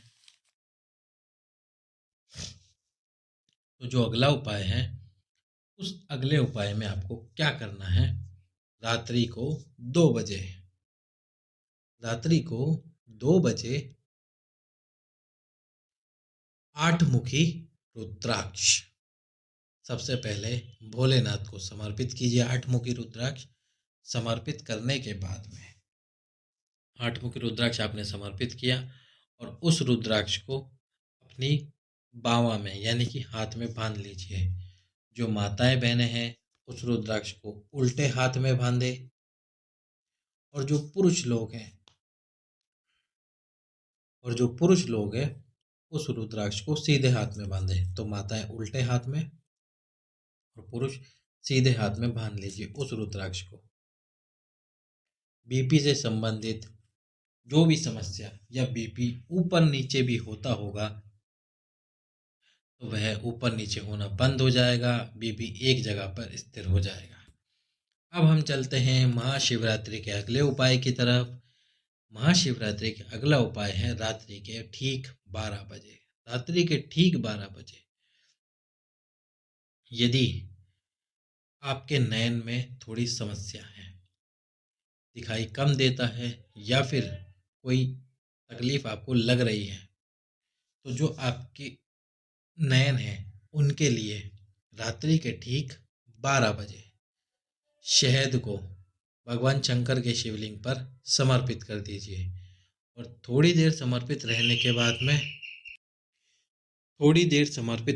बाद में उस शहद को उठा लीजिए और प्रतिदिन उस शहद को अपनी आंखों में लगाना प्रारंभ कीजिए। आपकी नयनों से संबंधित जो भी समस्या होगी वह समाप्त हो जाएगी। चलिए, तो अब चलते हैं अगले उपाय की तरफ। तो जो अगला उपाय है, यदि आपको कमर में दर्द है, हड्डियों में दर्द है, जोड़ों का दर्द है, तो ठीक रात्रि के 12 बजे भोलेनाथ को एक बेलपत्र समर्पित कीजिए और बेलपत्र समर्पित करने के बाद में और बेलपत्र से जुड़ी एक महत्वपूर्ण जानकारी, और जब भी आप भोलेनाथ को बेलपत्र समर्पित करें और करने से पहले उन बेलपत्रों को पेड़ से तोड़ें। तो जब आप तोड़ने जाते हैं समय का बहुत ध्यान रखिए, सोमवार के दिन बेलपत्र नहीं तोड़े जाते हैं। साथ ही साथ बेलपत्र जो होते हैं वो 12 बजे से पहले तोड़े जाते हैं, यानी दिन के 12 बजे से पहले तोड़े जाते हैं। यदि आप 12 बजे के बाद बेलपत्र तोड़ते हैं तो वो बेलपत्र भोलेनाथ स्वीकार नहीं करते हैं, इस बात का ध्यान रखना। तो बेलपत्र समर्पित कर दीजिए रात्रि को 12 बजे। समर्पित करने के बाद में उस बेलपत्र को उठाकर भोलेनाथ के मंदिर का जो शिखर है, मंदिर के शिखर का दर्शन कीजिए और दर्शन करते करते देखते देखते उस बेलपत्र को चबा चबा कर खा लीजिए। आपके जो भी घुटनों का दर्द होगा, जोड़ों का दर्द होगा, वह पूर्णतः समाप्त हो जाएगा। अब चलते हैं अगले उपाय की तरफ। यदि कहीं पर बहुत बड़ा यज्ञ हुआ हो और उस यज्ञ में पूर्ण आहुति पर सबसे अंत में एक नारियल का गोला, जो सूखा हुआ नारियल आता है, उस नारियल के गोले को समर्पित किया जाता है यज्ञ में। आप देखना किसी यज्ञ को, उस यज्ञ में सबसे अंत में सूखे हुए नारियल को समर्पित किया जाता है। सूखा हुआ जो नारियल होता है उस नारियल को समर्पित किया जाता है। तो जब उस नारियल की राख बन जाए, पूर्णतः वह जल जाए और वो नारियल की राख बन जाए, तो उस नारियल की राख को, गोले की राख को लेकर आ जाइए। 4 से 5 बार कपड़े में छान लीजिए उस भस्म को और 4 से 5 बार छानने के बाद ठीक महाशिवरात्रि के दिन रात्रि को 12 बजे उस भस्म को बाबा के शिवलिंग पर चढ़ा दीजिए। 12, यदि आप थोड़े लेट हो जाएं तो 12 से 1 के बीच में भी चढ़ा सकते। 1 घंटे का ये समय होता है जब आप भोलेनाथ को भस्म समर्पित कर सकते हैं। और समर्पित करने के बाद में उस भस्म को उठाकर ले आइए, किसी डिब्बे में रख लीजिए। फिर आप जब भी किसी भी कार्य के लिए जाएंगे तो उस कार्य को जाने से पहले उस भस्म में गाय के घी का गाय के घी को मिलाकर उसकी एक बिंदी अपने मस्तक पर लगा के जाइए। जिस भी कार्य के लिए जाएंगे वो कार्य होकर ही रहेगा, उस कार्य को कोई नहीं टाल सकता। अब चलते हैं महाशिवरात्रि के अगले उपाय की तरफ। यदि आपके आसपास कोई ऐसा मंदिर हो, ऐसा शिवालय हो जिसमें कोई नहीं जाता हो, वर्षों से वह मंदिर बंद पड़ा हो, कोई नहीं जाता हो, तो उस मंदिर में जाइए, शिवालय में जाइए।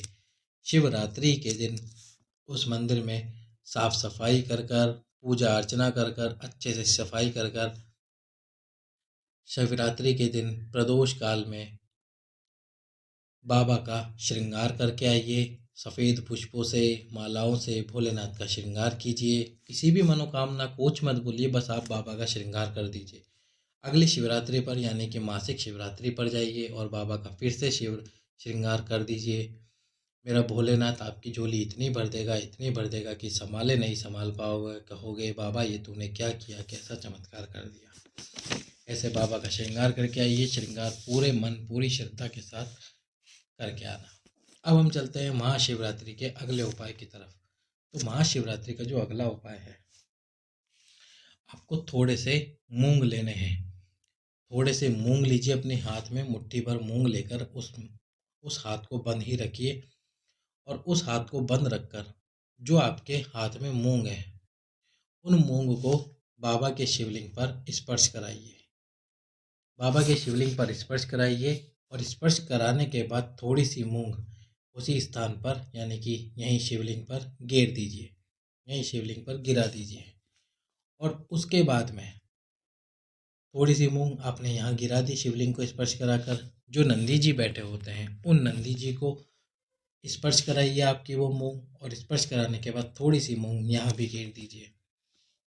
और उसके बाद में जो मनोकामना है उस मनोकामना को बोलकर वो सारी मूंग, हरी जो मूंग आती है, सारी मूंग को बेलपत्री के वृक्ष के नीचे डाल दीजिए। बाबा आपकी मनोकामना शीघ्र से शीघ्र पूर्ण कर देगा, अवश्य ही पूर्ण कर देगा। अब हम चलते हैं महाशिवरात्रि के अगले उपाय की तरफ, जो कि है ओम बिंदु का जल। ओम बिंदु का जल, ओम बिंदु का उपाय। तो इस उपाय में क्या करना है आपको? ओम बिंदु के इस उपाय में आपको भगवान शंकर पर ओम बिंदु का जल चढ़ाना है। अब ये ओम बिंदु का जल कैसे होता है? जो महाकालेश्वर है, जो महाकाल बाबा हैं, उज्जैन वाले महाकाल, उन पर प्रतिदिन ओम बिंदु का जल चढ़ता है। तो ये ओम बिंदु का जल कैसे चढ़ता है? सबसे पहले जो आपको जल चढ़ाना है वो गणेश जी के स्थान पर चढ़ाना है। उसके बाद में वही जल कार्तिकेय बाबा के स्थान पर चढ़ाना है। फिर वही जल माता अशोक सुंदरी के स्थान पर चढ़ाना है। जल की धार टूटनी नहीं चाहिए और फिर माता पार्वती के हस्त कमल से होता हुआ वो जल यहाँ सम्मुख में आना चाहिए। और उसके बाद में जल की धार बिना टूटे वो जल बाबा के शिवलिंग के ऊपर समर्पित होना चाहिए। तो ये जो जल होता है बिना धार की टूटा हुआ जल, इसको बोलते हैं ओम बिंदु का जल। यदि आप ये ओम बिंदु का जल बाबा पर समर्पित करते हैं शिवरात्रि के दिन, तो बाबा आपकी मनोकामना शीघ्र और अति शीघ्र पूर्ण करते हैं। एक समय भी नहीं लगाएंगे, बाबा इस मनोकामना को पूर्ण करने के लिए जल्द से जल्द उस मनोकामना को पूर्ण कर देंगे। अब हम चलते हैं महाशिवरात्रि के अगले उपाय की तरफ। यदि आप महाशिवरात्रि के दिन मंदिर नहीं जा सकते, मंदिर बहुत दूर हो जाता है आपके लिए, मंदिर नहीं जा सकते, तो अपने आसपास ही कोई वृक्ष देखिए। वृक्ष कौन कौन से? बट का वृक्ष, पीपल का वृक्ष, या फिर बेलपत्र का वृक्ष, या आंवले का वृक्ष।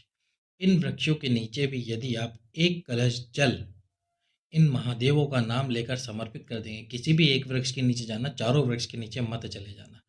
वो भी जो सभी एक वृक्ष आपके नज़दीक में हो। जैसे कि मान लीजिए ये आपका घर है, ये आपका घर है और इससे थोड़ी दूरी पर यहाँ पर है एक बेलपत्री का वृक्ष, इस जगह पर है एक पीपल का वृक्ष, इस जगह पर है एक आंवले का वृक्ष और इस जगह पर है बड़ का पेड़। तो जो सबसे नज़दीक में है, ये वाला वृक्ष आपके सबसे नज़दीक में जो बेलपत्री का है, तो इसी वृक्ष के पास चले जाना। ऐसे नहीं, पहले बेलपत्री पे गए, अब पीपल के पास जाते हैं, अब बट वृक्ष के पास जाते हैं और अब आंवले के पास चले जाते हैं, फिर वहाँ से वापस घर आ जाते हैं।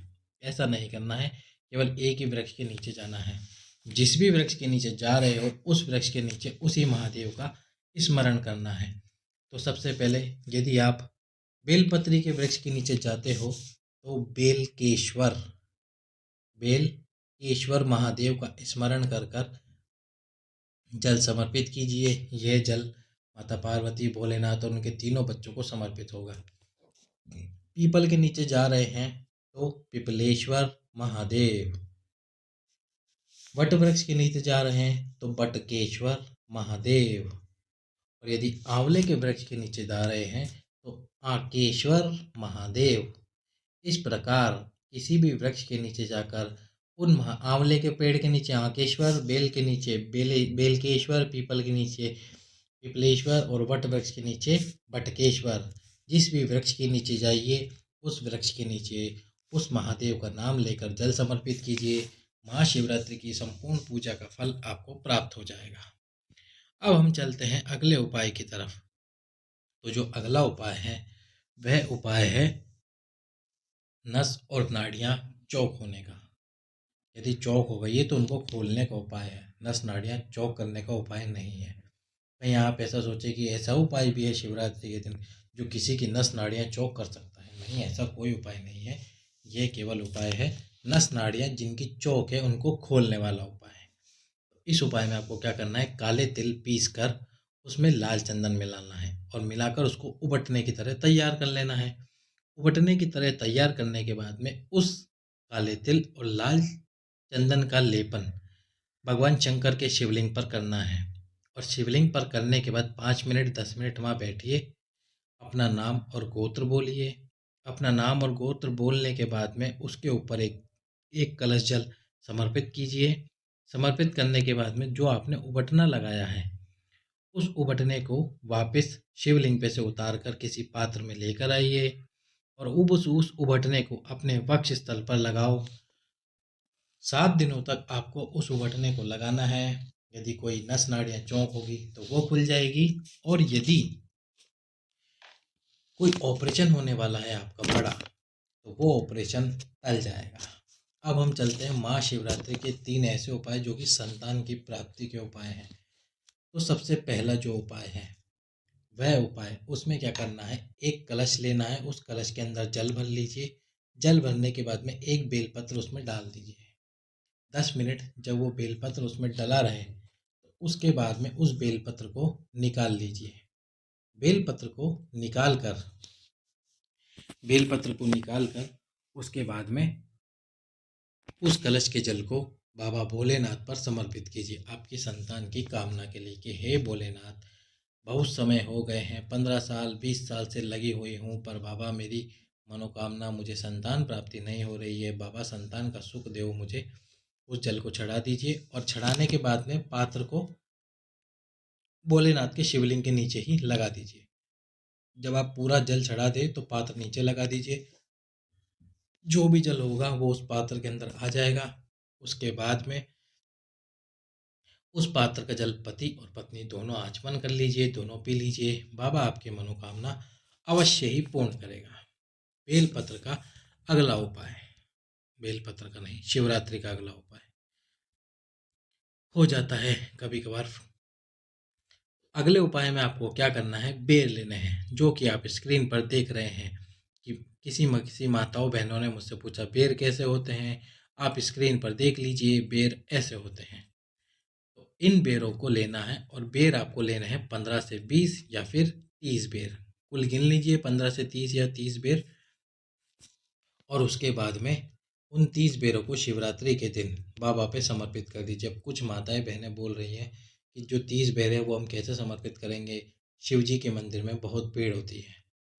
तो अब भीड़ होती है, संतान की प्राप्ति आपको चाहिए, दुख तकलीफ, तो झेलनी ही पड़ेगी थोड़ी बहुत। तो या तो उस समय चल जाइए जब मंदिर में कोई ना हो, सुबह के समय 3-4 बजे चले जाइए, उस समय मंदिर में कोई नहीं होगा पंडित जी के अलावा। तब 30 बेर समर्पित कर दीजिए और 30 बेर समर्पित करने के बाद में बाबा से प्रार्थना कीजिए, बाबा ये बेर खाने के बाद में आपकी कृपा हो और मुझे संतान की प्राप्ति हो। 30 बेर ले आइए आप, जो आपने चढ़ाए हैं उसमें से एक एक बेर पति और पत्नी प्रतिदिन रात को सोने से पहले खाकर सोइए। अब यदि कुछ महिलाएं और माताएं बोल रही हैं कि उनके पति बेर ना खाएं, तो आप पहले दिन शिवरात्रि वाले दिन तो उनको बेर खिला दीजिए। अगले दिन वो बेर नहीं खाए तो भी कोई बात नहीं, पर शिवरात्रि वाले दिन तो उनको बेर खिला ही दीजिए। उसके बाद वो ना खाए तो कोई दिक्कत नहीं, बाकी बचे हुए बेर आप खा लीजिए 28 दिनों तक। बाबा आपको संतान का सुख अवश्य ही प्राप्त कराएगा। अब हम चलते हैं पिपलेश्वर या पिपलाद वाले उपाय के ऊपर, जो कि है महाशिवरात्रि के दिन संतान प्राप्ति का सबसे सुंदर उपाय है। तो इसमें आपको क्या करना है? पिपलाद की कहानी मैंने आपको पहले भी बताई थी कि जो ऋषि दधीचि थे जिन्होंने अपनी हड्डियां दान करके वज्रस्त्र का निर्माण कराया था, उन ऋषि की जो पत्नी थी वह भी अपने पति के साथ में मृत्यु को प्राप्त करना चाहती थी, पर उनकी कोख में संतान थी जो मात्र 6 महीने की थी। उसको 9 महीने पूरे नहीं हुए थे और वह राजी नहीं हो रही थी। तो भोले बाबा ने उनके कोख से संतान को निकालकर पीपल के एक वृक्ष के कोटर में उस संतान को रख दिया, ताकि यह पूर्ण 9 महीने की संतान हो जाए। और फिर उसके बाद में ऋषि ने अपनी हड्डियां दान करी और उसके बाद उनकी पत्नी की भी उसी समय मृत्यु हुई।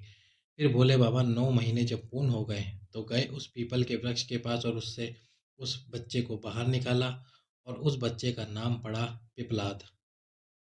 और ये जो पिपलाद है, इन पिपलाद ने भोलेनाथ की इतनी तपस्या की और भोलेनाथ से वर मांगा कि कोई भी बच्चा हो जो कि 5 साल से छोटा हो, उस बच्चे को कभी भी शनि की कुदृष्टि नहीं लगनी चाहिए।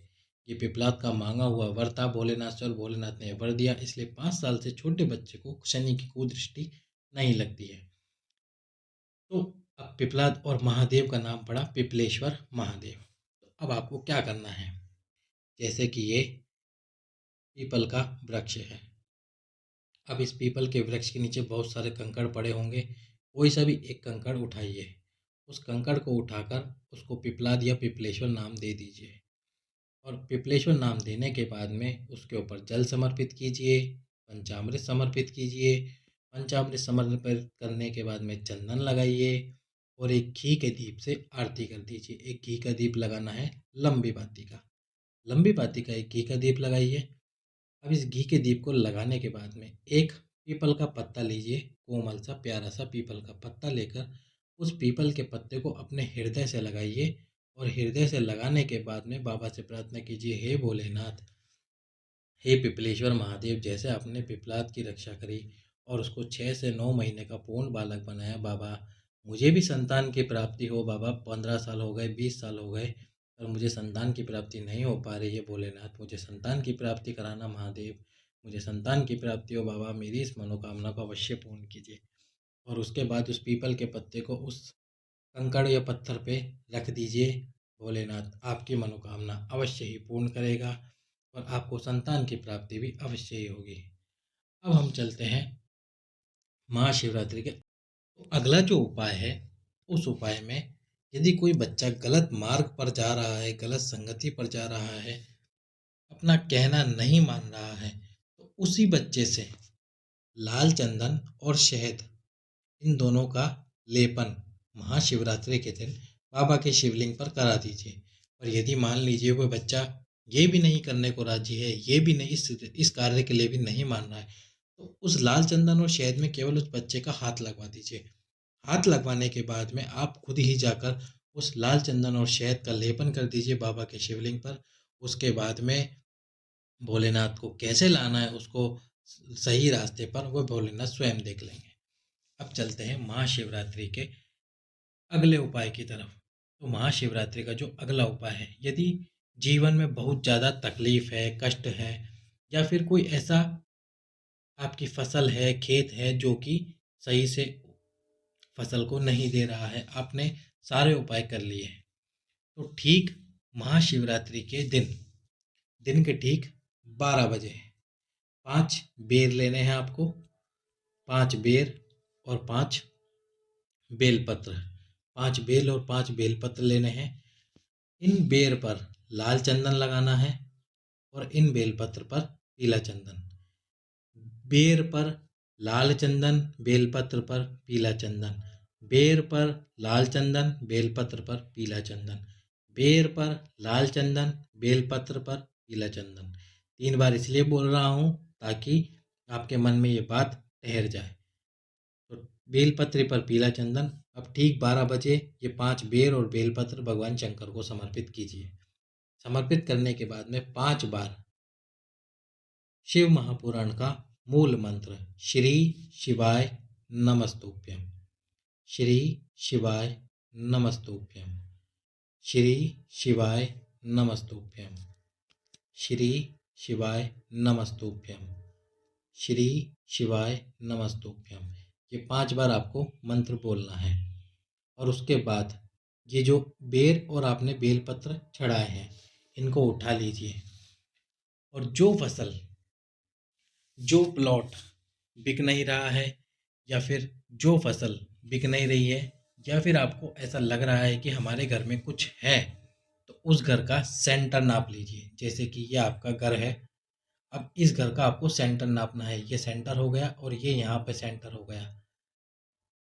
इस सेंटर में एक गड्ढा खोद कर जो बेर और बेलपत्र थे, यदि कोई खेत हो तो उस खेत में 1 फीट का गड्ढा खोदिए। और यदि घर है, कोई फ्लैट है, तो उसमें आपको 1 फीट का गड्ढा खोदना है। उस 1 फीट के गड्ढे में आपको वो 5 बेर और बेलपत्र डाल देने हैं। उसके बाद थोड़ी सी राई अपने हाथ में लीजिए। इस पूरे घर में या उस प्लॉट पर राई को घुमाकर उसी गड्ढे में डाल दीजिए और उस गड्ढे को पूर दीजिए। उस गड्ढे को बंद कर दीजिए। उसके बाद में ऐसा कोई दुख तकलीफ नहीं होगा जो आपको परेशान कर सके। अब हम चलते हैं महाशिवरात्रि के अगले उपाय की तरफ। तो महाशिवरात्रि का ये जो अगला उपाय है, इस अगले उपाय में आपको 12 शिवरात्रियों के 12 बेर समर्पित करने हैं। हर शिवरात्रि का 1 बेर समर्पित करना है और ये जो बेर आपको समर्पित करने हैं, सारे बेर एक साथ समर्पित नहीं करने, एक एक बेर आपको समर्पित करते जाना है।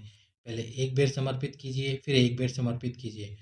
अब ये जो 12 बेर हैं, ये 12 बेर आपको समर्पित करने हैं और ये 12 बेरों में एक एक बेर किस प्रकार से क्या चीज़ आपको प्रदान करेगा उसका मैं आपको वर्णन कर रहा हूँ। तो सबसे पहला जो बेर है वो करेगा आपको वंश की वृद्धि, यानी कि आपकी संतान नहीं हो रही है या उसके साथ में आप परेशान हो, तो पहला बेर वंश की वृद्धि के लिए समर्पित किया जाता है। दूसरा बेर संपदा के लिए समर्पित किया जाता है। तीसरे नंबर का जो बेर है वो बच्चों की वृद्धि के लिए, बच्चों की बुद्धि के लिए समर्पित किया जाता है। चौथा नंबर का बेर रोग समाप्ति के लिए समर्पित किया जाता है। 5वें नंबर का बेर वैभव के लिए समर्पित किया जाता है। 6ठे नंबर का बेर अटके काम, यदि कोई काम आपके अटके हुए हैं सालों से, उन अटके हुए कामों को दूर करने के लिए समर्पित किया जाता है। 7वें नंबर का बेर कार्य सफलता के लिए समर्पित किया जाता है। 8वें नंबर का बेर खुशियों के लिए समर्पित किया जाता है। 9वें नंबर का बेर जो कि बहुत ही महत्वपूर्ण है, 9वें नंबर का बेर संतान की प्राप्ति के लिए समर्पित किया जाता है। 10वें नंबर का बेर संपदा के लिए, यदि आपको संतान सुख नहीं हो रहा है तो ये 12 बेरों में 12 जो आप बेर समर्पित करें, एक एक बेर समर्पित करें। 9वें नंबर का जो आप बेर समर्पित करेंगे उससे आपको संतान की प्राप्ति होगी। 10वें नंबर का बेर संपदा के लिए, 11वें नंबर का बेर एकादशी के फल के लिए और 12वें नंबर का जो बेर होता है वह नारी को अखंड सौभाग्य प्रदान करता है। इस प्रकार 12 शिवरात्रियों को ये 12 बेर आप एक एक करके महाशिवरात्रि वाले दिन समर्पित कर देते हैं, तो आपको इन प्रकार की 12 प्रकार के लाभ प्राप्त हो जाते हैं और ये 12 प्रकार के लाभ आपके जीवन को उन्नत और वैभव प्रदान कर देते हैं। इस प्रकार ये जितने भी उपाय थे महाशिवरात्रि के, वे सभी मैं आपके समक्ष प्रस्तुत कर दिए हैं। सभी भक्तों को श्री शिवाय नमस्तुभ्यम। इन उपाय को कर कर आप अधिक से अधिक अपने जीवन में उन्नति, वैभव, संपदा और वंश की प्राप्ति करें। सभी भक्तों को श्री शिवाय नमस्तुभ्यम। हर हर महादेव। महाशिवरात्रि की अग्रिम बधाई आप सभी भक्तों को।